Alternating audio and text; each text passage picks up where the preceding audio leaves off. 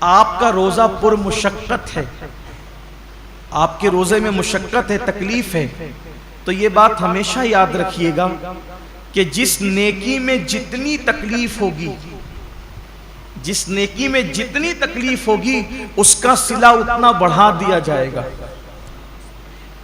روزہ رکھ کر اے سی میں سونے والوں کا ثواب الگ ہے اور روزہ رکھ کر لوم چلانے والوں کا ثواب الگ ہے، دونوں کا ثواب یکساں نہیں ہے۔ روزہ رکھ کر کے اے سی میں آفسوں میں بیٹھنے والوں کا اجر الگ ہے اور روزہ رکھ کر کے دھوپ میں مارکیٹ میں بیٹھنے والوں کا اجر الگ ہے۔ وجہ کیا ہے؟ دیکھیے ڈاکٹر اقبال نے اس فلسفے کو بہت اچھے سے سمجھایا ہے۔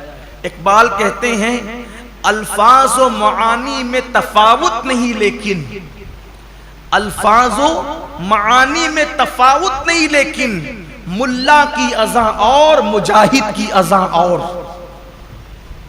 جو مسجد کے اندر کھڑے ہو کر کے اذان دیتا ہے اس کے الفاظ بھی وہی ہے، اور جو مسجد کے اندر اذان پڑے اس کا معنی بھی وہی ہے، اور جو جہاد کے صحرا میں اذان دے اس کا معنی بھی وہی ہے اور اس کے الفاظ بھی وہی ہے، لیکن جو اذان کا ثواب مسجد میں کھڑے ہونے والے مؤذن کو ملتا ہے وہ مجاہد کو نہیں ملتا، اس لیے کہ دونوں کی اذان میں بڑا فرق ہے۔ مؤذن کی اذان پر چند لوگ مسجد میں آتے ہیں اور مجاہد کی اذان پر پوری قوم کو اللہ کامیابی اور فلاح عطا فرماتا ہے، دونوں میں بڑا فرق ہے۔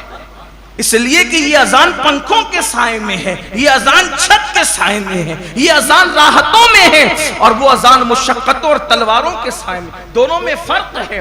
تو اسی طریقے سے اقبال کی فکر سے روشنی لے کر کہہ رہا ہوں، اور حدیث پاک کہ جس نیکی میں جتنی مشقت اور تکلیف ہوگی اس کا صلہ اتنا بڑھا دیا جائے گا۔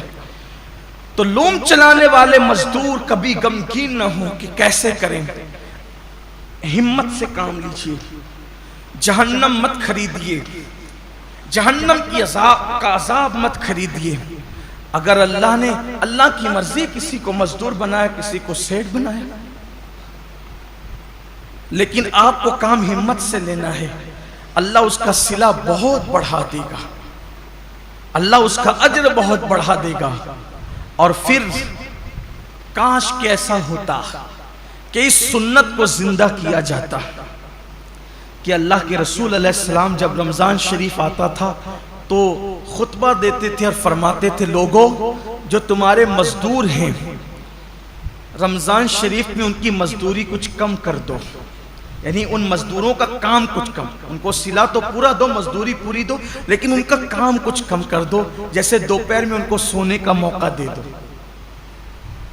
اب یہاں تو سیٹھوں کا حال یہ ہے کہ اگر مزدور نماز پڑھنے رمضان شریف میں بھی جائے تو ان کے ماتھے پہ شکن آتا ہے۔ یہ لوگ کہتے ہیں نا کہ حالانکہ سارے سیٹ ایسے نہیں ہیں، کچھ اگر سیٹ لوگ یہاں ہیں تو وہ برا نہیں مانے، مجھے تو لوگوں نے یہاں تک کیا کے بتایا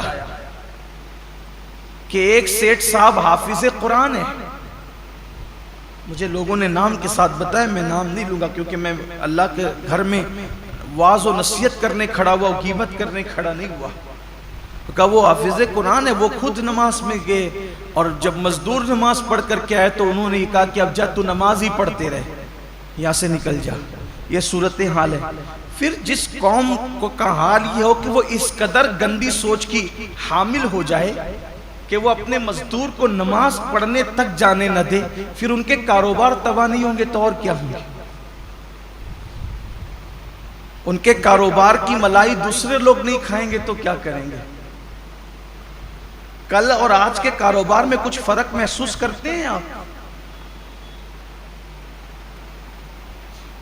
کل کی برکتوں میں اور آج کی برکتوں میں آپ کچھ فرق محسوس کرتے ہیں؟ کل بھی ہمارے باپ داداؤں نے کاروبار سنبھالا اور آج بھی ہماری نئی نسل سنبھال رہی۔ فرق یہ ہے کہ وہاں جب دین کا معاملہ آتا تھا تو وہ اپنے آپ کو سرنڈر کر دیتے تھے، قدرت نے انہیں برکتوں سے نوازا تھا۔ آج بہت کاروبار بڑھا لیا گیا ہے لیکن پھر بھی ہائے ہائے کیا جا رہا ہے، برکت نہیں اٹھ گئی ہے۔ وجہ یہ کہ دین سے دوری ہے، مذہب سے دوری، اور انسان جب دین سے دور ہوگا تب تک وہ روئے گا، تب تک وہ پچھتائے گا، تب تک ناکامی اس کے گلے کا ہار بنے گی۔